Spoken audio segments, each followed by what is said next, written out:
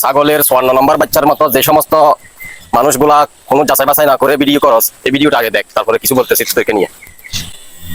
আপনারা অপরাধী খুঁজে বের করার আগেই যদি আমাকে অপরাধী বানিয়ে ফেলেন, তাহলে তো আসল অপরাধী পার পেয়ে যাবে, আসল অপরাধী তো ছাড়া পেয়ে যাবে। আপনাদের কাছে আমি অনুরোধ করে বলি, আপনারা আসল অপরাধীকে খুঁজে বের করুন, টেস্ট করা হোক যে আসলে এই বাচ্চা বাবা খেয়ে। তোমরা যদি মুসলমানের বাচ্চা হও, তোমরা তো বিশ্বাস করো, কোনো কিছু যাচাই না করে যদি কারোর প্রতি মিথ্যা অপরাধ দাও, কিয়ামতের দিন তোদের খবর আছে, এটা কি জানো? এক গেল। তারপর কিছু পণ্য আছে, তারা কোন মাদ্রাসার হুজুর দেখলেই করেছে কিনা যাচাই বাছাই করবে না, তারা পিছনে লাগে যাবে, এই করছে সেই করছে।